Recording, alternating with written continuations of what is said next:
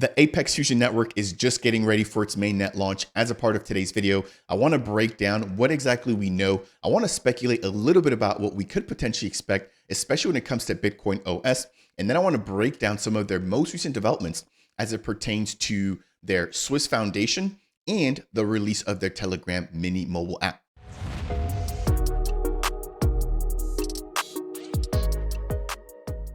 What's up, crypto gang? Welcome into Dapp Central, your home for everything blockchain and crypto. My name's Fareed. As a part of today's video, we're getting a quick update and a brief deep dive into Apex Fusion as their mainnet launch is just right around the corner. Now, if you've missed my previous content, I'll leave the link to that down below. But if it's your first time hearing about Apex, it's aiming to basically unite two accounting models which have historically been divided.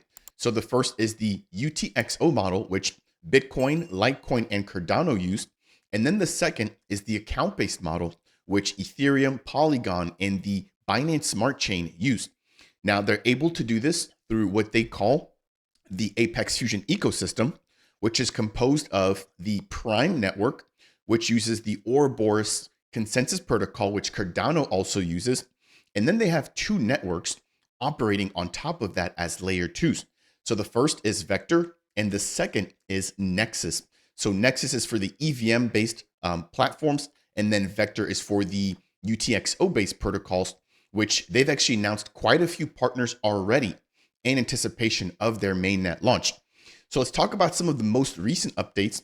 And if you guys actually want more information about the actual network as it currently stands, because they are on the testnet, you can head over to the following link. I'll leave the link to it down below in order to actually see some of the recent stats. So here we've got some stats about the tokenomics. We've also got some stats about the most recent blocks that have been minted on the Prime testnet. And as it currently stands, we've got over, I want to say 93 different stake pools currently operating and securing the blockchain. They've also got their Telegram mini app, which I'm going to dive into in just a moment here. And so we've got some of the stats about the number of users, number of referrals, number of quizzes, etc. And then at the very bottom here, they've got some of their most recent social stats in order to keep up with their growing network. So that aside, in terms of some of the most recent updates as it pertains to Apex, we've got the official launch of their Telegram mini app.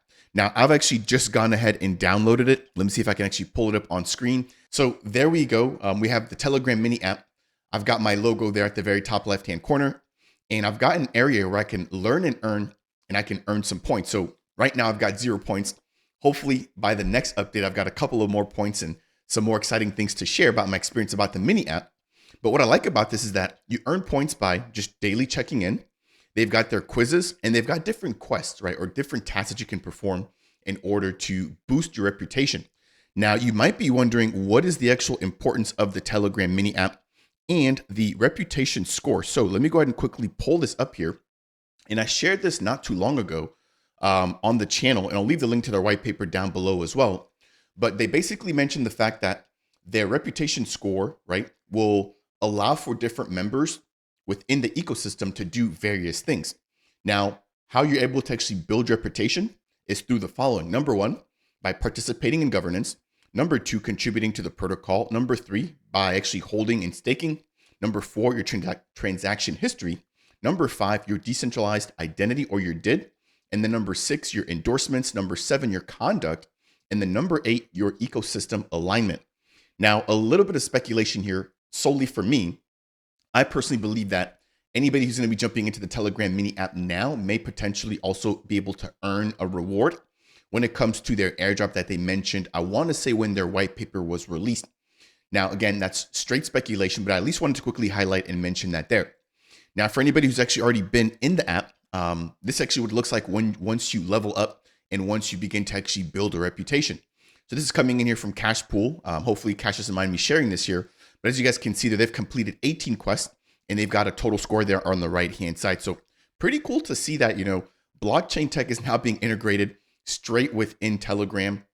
And if I'm not mistaken, there's going to be an additional app that comes out where you'll also be able to sort of continue building your reputation. So that's one of the bigger updates that I want to quickly share with you guys there as it pertains to Apex Fusion. Next, I want to quickly highlight their X Spaces. So if you aren't aware, they have X Spaces. I want to say at this point, it's almost weekly. And they basically break down all of their recent progress and exactly what we can expect to come next from this team. Now, as a part of the latest X Space, which took place on December 12th, there's a key piece that I want to highlight. So it reads, Apex Fusion has officially been classified as a utility token by Swiss regulators. Now, their foundation is founded out of Switzerland, and this now means that Apex is not treated as a security, providing regulatory stability and supporting long-term growth of the ecosystem. If you guys have been here within the US, we've got Gary Gensler who's finally stepping out, and a lot of what he was trying to do was deem crypto assets and altcoins like Cardano, Solana, Polygon, Matic, etc. as securities. Now, the fact that the Swiss Foundation or the Swiss regulators have already said that Apex is not a security is an amazing start, given the fact that they haven't launched it on the mainnet. So as they do come out on the mainnet, there should never be any concern about whether or not this particular token or asset is treated as a security or a commodity. So I want to quickly highlight that piece there as well. Now, as we get ready to wrap things up here, I want to quickly touch on the fact that the mainnet is imminent. So this is coming in here from Philip, who's one of the core contributors to Apex. And he's mentioned, hey, everybody, just a quick note, next week they'll be publishing a GitHub repo containing the prime mainnet configuration files and parameters. And they'd love for anybody who's interested to at least begin to spin up their mainnet stake pools as soon as possible. Now, again, I've been sort of keeping an eye out there on their Discord.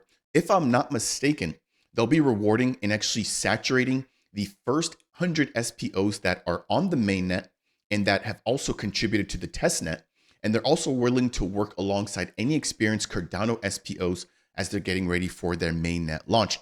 So they've got a couple of steps that you guys can complete there if you are interested and you're a little bit more on the technical side there, breaking down, the downloading of the config file, spinning up your nodes, generating token addresses, and then registering your stake pools.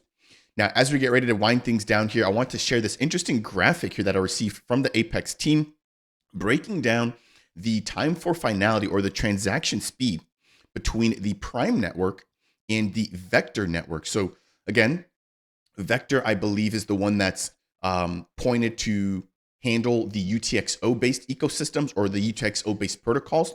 And if I get myself out of the way there, we've got the Prime network taking around 120 seconds or nearly 2 minutes to settle transactions, which is fairly comparable to Cardano as it stands right now. And then we have the Vector network taking anywhere between 0 to 24 seconds. So relatively quick there, on par with other networks, for example, like Base, right, which is pretty big now at this point. Very similar to Solana, right, which again has pretty quick settlement time, and then also very comparable to networks like Avalanche.